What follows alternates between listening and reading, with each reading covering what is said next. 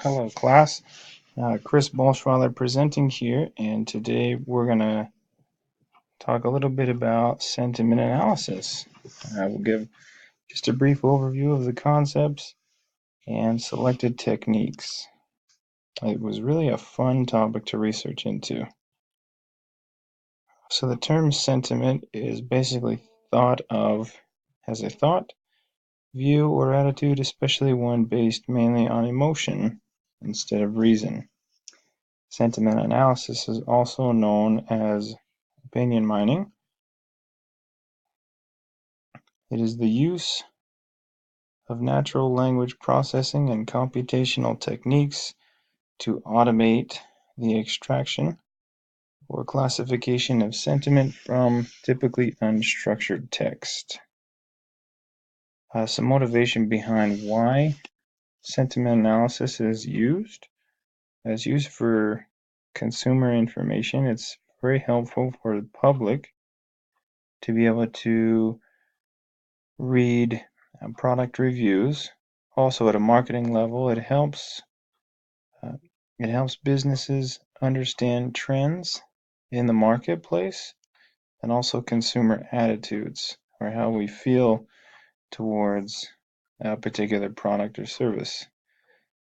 It also helps in politics, and this was very important during the 2012 election, and also this most recent one that we had a few years ago. Because politicians, they want to know voters' views, and voters want to know politicians' stances on who else supports them. And it's also useful in social media, which everyone is familiar with. We like to find like-minded individuals or communities and group them together. There are some problems with sentiment analysis. So which features do you use? Because you could use words. You could use words or phrases, or words and phrases and sentences. It all just depends on what information we are looking for. Now, how do you interpret features for sentiment detection? Do you use a bag of words, just like a random group of words? Or do we go with more of a pattern or a paragraph structure? All of these play an important role in how we use sentiment analysis. Some more challenges are harder than topical classification, with which bag of words features perform well. We must consider other features due to the subtlety of sentiment expression.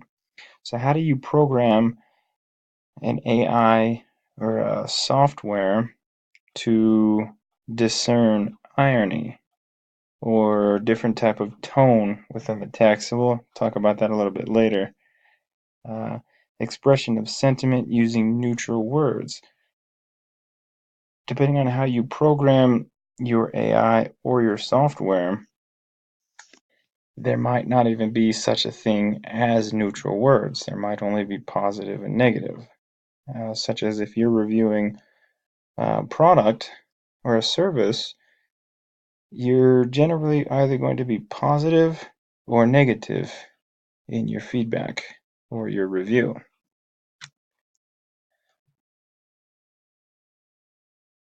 A slight introduction to user-generated media. There's talking about importance of opinions. And opinions are so important that whenever we need to make a decision, we want to hear others' opinions. So in the past, before sentiment analysis really took off, individuals, we had to rely on opinions from our friends and our families. And businesses, well, they focused on and sent out surveys to focus groups. They hired consultants and such like that. Word of mouth on the web, user-generated media, you can express your opinions on anything in reviews, forums, discussion groups, blogs. It's really helped with sentiment analysis and what it's used for. Opinions on a global scale are no longer limited to just an individual and the circle of friends surrounding that individual. And it's no longer limited businesses to simple surveys or focus groups. User-generated media allows us to reach the worldwide populace. So here's an example of a review, just a basic review of a phone that somebody bought. And this is how we can break this down into how do we recognize tone and how do we recognize sentiment. So the review says, I bought an iPhone a few days ago. It was such a nice phone. The touch screen was really cool. The voice quality was clear too. Although the battery life was not long, that is okay for me. However, my mother was mad with me as I did not tell her before I bought the phone. She also thought the phone was too expensive and wanted me to return it to the shop. So what do we see here? The first part in red is the reviewer's opinion of the actual phone itself. And in green, we have the targets of opinion. And toward the end, we have what we call opinion holders. So when you plug this in and you want to send this through a sentiment analysis, the analysis might come up with a few negative and a few positive words, but the review for the actual phone itself was positive. The mother may have been disappointed that she wasn't told about the phone, and also the phone was a little bit more expensive than the mother thought. Those reflect the opinion, but they're not the nature of the opinion itself. And so it could be kind of confusing. This is one of the stumbling blocks that you might run into as you're analyzing text for sentiment. Here's another review, same concept as at the last slide. This review says, this past Saturday, I bought a Nokia phone and my girlfriend bought a Motorola phone with Bluetooth. We called each other when we got home. The voice on my phone was not so clear, worse than my previous phone. The battery life was long. My girlfriend was quite happy with her phone. I wanted a phone with good sound quality, so my purchase was a real disappointment. I returned the phone yesterday. This one here can also be very difficult to break up because we're reviewing two phones at once, but we're not getting technical with the details of the phone itself. We have one reviewer and he wasn't necessarily happy with his phone, but he was happy with his girlfriend's phone. And so sentiment analysis can be very hard and very tricky. We have to be very careful with how we analyze our text. Accuracy is always going to be an issue. Some commercial solutions give clients several example opinions in their reports. Why not all? Because accuracy could be a problem.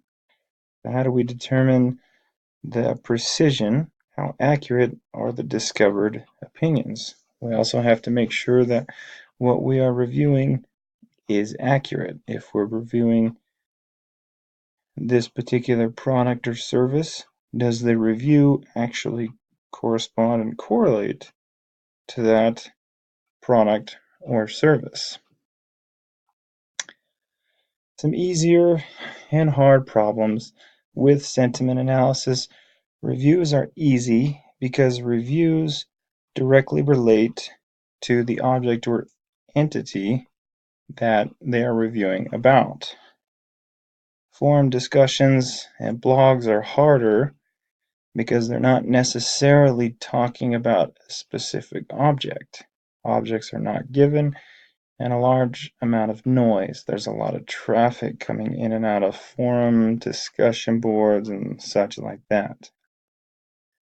Determining sentiments seems to be easier when you're targeting a specific object or entity, and also if the noise or the traffic level is relatively low. Here is an example that I found about a printer that I found just off of Bing.com. And this is an example of a site that would be relatively easy to scrape the information from, because we are reviewing a specific entity or a very specific item.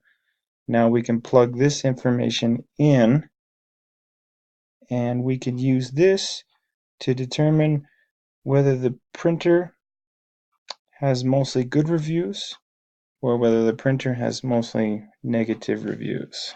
That's just an example of a relatively easier way to use sentiment analysis. And here is a list of a few references that I've used to help me with my research.